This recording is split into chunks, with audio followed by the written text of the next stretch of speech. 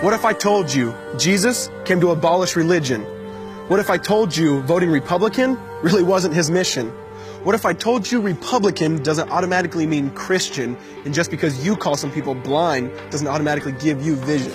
I mean, if religion is so great, why has it started so many wars?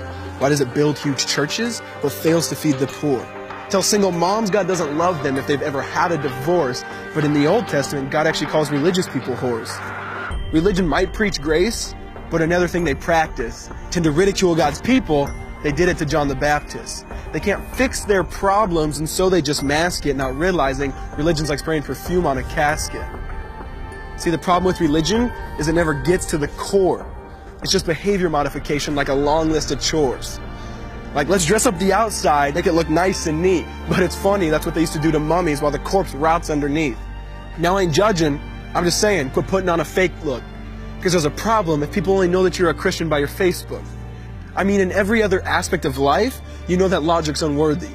It's like saying you play for the Lakers just because you bought a jersey. See, this was me too, but no one seemed to be onto me. Acting like a church kid while addicted to pornography.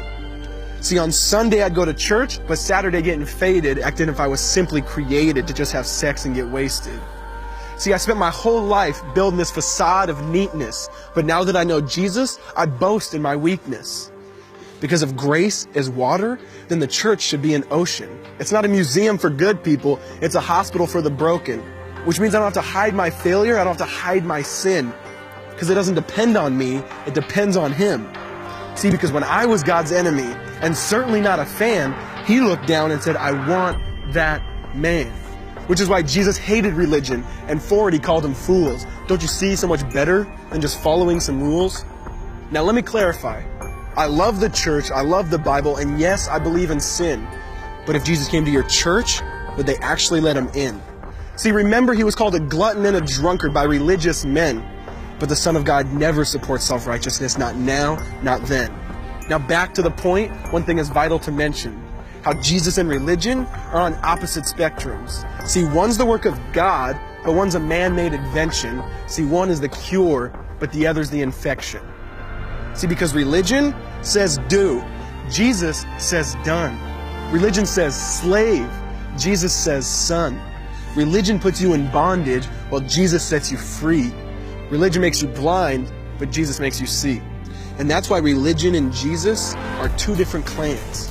Religion is man searching for God, Christianity is God searching for man. Which is why salvation is freely mine, and forgiveness is my own. Not based on my merits, but Jesus' obedience alone.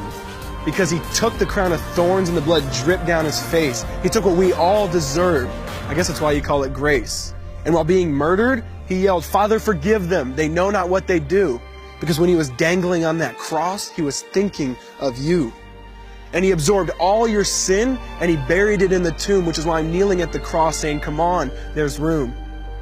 So for religion, no, I hate it. In fact, I literally resent it. Because when Jesus said, it is finished, I believe He meant it.